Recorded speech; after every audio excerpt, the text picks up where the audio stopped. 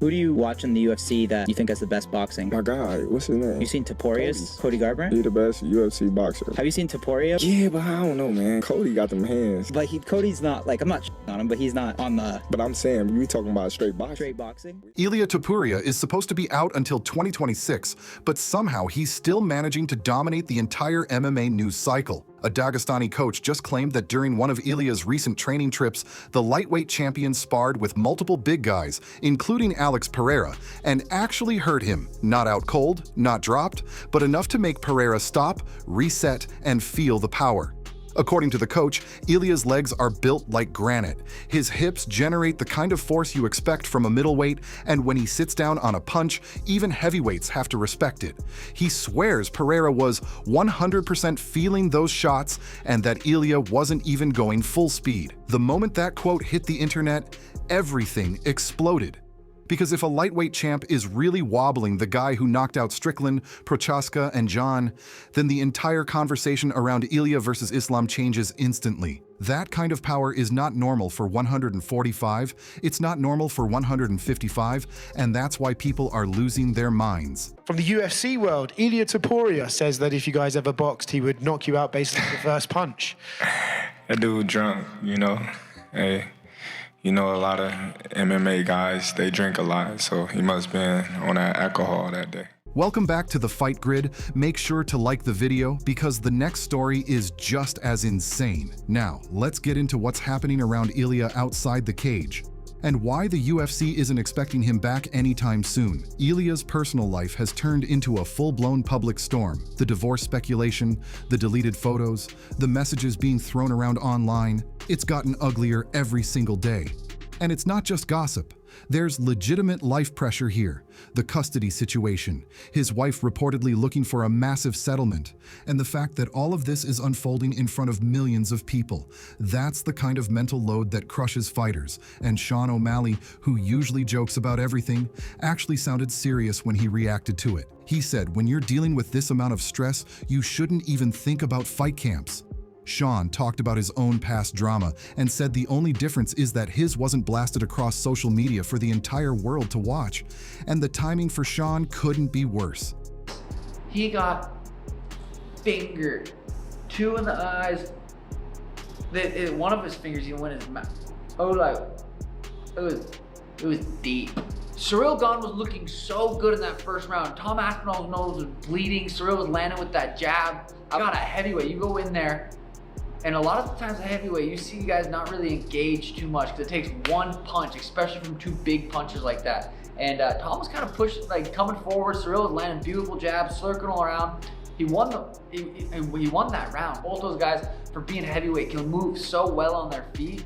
God, that was gonna be such a sweet fight. He's stuck in the biggest pressure point of his career. He's coming off back-to-back losses for the first time ever. The UFC placed him 3rd on a card he would have headlined 2 years ago, and he knows exactly what's at stake. If he loses to Song Yadong, that's it. Bantamweight is done. He'll be forced into featherweight whether he likes it or not. That's why this matchup matters more than people realize. Song is fast, compact, aggressive, and hits harder than his size suggests. But he's also hittable. If Sean's timing hasn't fallen off, this is the fight to prove it. If it has fallen off, Song is going to drag him into a brawl and expose that decline immediately. The fans aren't talking about it much, but Sean knows. This is a crossroad fight. Win and he survives. Lose and the entire division moves on without him. And while that drama sits on one side of the sport, Merab Dvalishvili has fans genuinely worried. His weight cut looks rougher than usual. And that's saying something. This is his 5th cut in 15 months, and that kind of schedule destroys your body. Merab admitted he stopped drinking water on Monday, hasn't been sleeping well, and feels low energy even before the real cut hits. When he sat down for that ESPN interview, you could see everything in his face. He looked depleted, his eyes were dull, and he was struggling to maintain focus between answers. Fans immediately noticed and started sounding the alarm. Some pointed back to the Red De La Rosa fight and said this should have been the warning sign. Others said the UFC needs to slow him down or he's going to walk into a fight compromised. Merab always says it's mental. The problem is, your organs don't care about mental toughness. There's only so many times you can do this before your body shuts down. The eye poke chaos around the sport has officially reached a breaking point. And it's not just fans complaining anymore. Fighters are openly demanding an immediate rule change. Tom Aspinall was the first to throw gasoline on the fire. During a media appearance, he joked, but only halfway, that if a fighter gets poked in the eye, they should receive one free foul in return. A straight-up reset. He pokes me, I poke him back, and then we continue. I'm not the best boxer in the world. I'm not the best grappler in the world. I'm not the best wrestler in the world. I've not got the best fitness in the world. I'm not the strongest guy in the world. But put it all together, and as a collective, I do that as good as anybody. It sounded like sarcasm until you realize Tom isn't exaggerating the damage he's dealing with. 2 eyes poked, multiple doctors, no clear recovery timeline. You can hear the frustration in every interview he does. He's not trying to be funny. He's trying to show how broken the current system is. And if Tom opened the door, Henry Cejudo kicked it off the hinges. Henry blasted Dana White, blasted the commission, blasted the referees, everyone. He said fighters are getting warned backstage about eye pokes, but the moment one actually happens, there's no accountability, no point deduction, no threat, no deterrent. Henry said, "If you guys aren't going to enforce it, then I'll start poking back too." That's how serious this has gotten.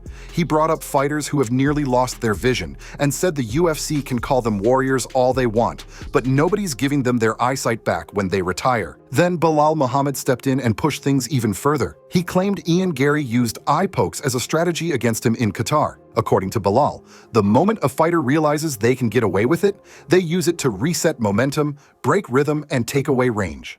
Bilal flat out said the rules need consequences, or fighters will keep doing it intentionally. And that's the part that scared people, not the foul, but the idea that fighters are using the loophole as a weapon. That's why you're seeing this shift.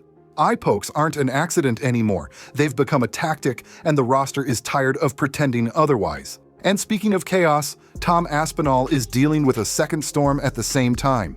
Just days ago, Michael Bisping, one of Tom's biggest defenders throughout this entire eye poke controversy, suddenly switched positions. Bisping said Tom is posting too many injury updates, too many medical scans, too many explanations trying to prove he didn't quit.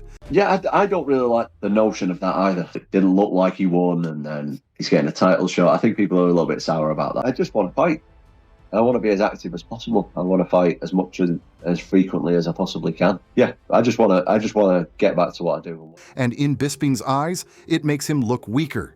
He said heavyweights shouldn't be giving the controversy oxygen. They should be moving forward like killers, not trying to win debates online. The criticism hit harder because Bisping knows this situation better than anyone. He fought half his career with one working eye, but Tom's frustration didn't end there. During his interview with Ariel Helwani, Tom revealed something that shocked fans. Dana White still hasn't contacted him. Not a call, not a DM, not even a quick "hope you're good" message.